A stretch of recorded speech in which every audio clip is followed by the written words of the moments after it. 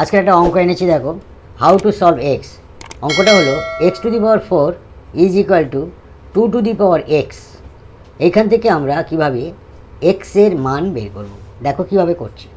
Solve. অঙ্কটা হলো আমাদের x two the power 4 is equal to 2 two the power x. অতএব আমরা লিখতে পারি যেভাবে হোক আমাদের এক্স সমান কত আমাদের বের করতে হবে, এক্স সমান কত বের করতে হবে। দেখ এক্স এটা যদি ব্র্যাকেট দিই হোল টু দি পাওয়ার 4 আর 2 এটা যদি ব্র্যাকেট দিই whole to the power x, তাহলে অতএব এক্স আমাদের এই 4-এর সঙ্গে 1/4 গুণ যদি করি, এদিকে যা গুণ করব পাওয়ার এই পাওয়ারের সঙ্গে একই রকমভাবে গুণ করছি। 1/4 এখানে 1/4, তাহলে কী দাঁড়াবে? দাঁড়াবে এই 4 কেটে গেলে এক্স পড়ে থাকে, 1টা দিতে পারি নাও দিতে পারি, সমান এখানে কি হচ্ছে 2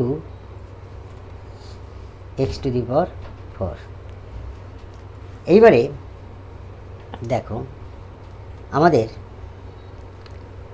এক্স পাওয়ারের সঙ্গে 1/x নিচ্ছি, তাহলে আমাদের ডান দিকে পাওয়ারের সঙ্গে যেহেতু 1/x নিয়েছি, তাহলে এদিকেও আমরা 1/x নিচ্ছি। তাতে কী দাঁড়ালো? এই এক্স কেটে গেল। তাহলে অতএব x whole to the power 1/x is equal to 2 whole to the power 1/4। এইবারে কী করবো দেখো, এক্স 1/x 2 1/4। দেখো এই 1 সমান আমরা কী লিখতে পারি? 4/4 সমান 1, অর্থাৎ এই ডেটে কেটে গেলে 1 হয়। তাহলে আমরা এই সাইডে 1 গুণ করছি, এই সাইডেও 1 গুণ করছি। তাহলে আমাদের x 1/x is equal to 2 1/4। এই 1 সমান আমরা 4/4 নিচ্ছি, 1 সমান 4/4 নিচ্ছি, তাহলে গুণ 4/4। এবার একটা জিনিস লক্ষ্য করো, এই 4টা আমাদের এই 2-এর পাওয়ারে চলে আসবে,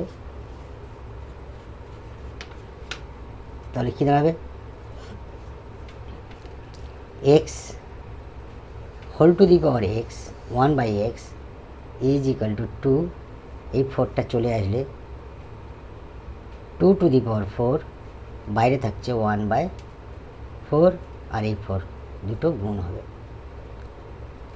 তাহলে অতএব এক্স 1/x সমান 2, অর্থাৎ 2 টু দি পাওয়ার 4 সমান 16 হয়।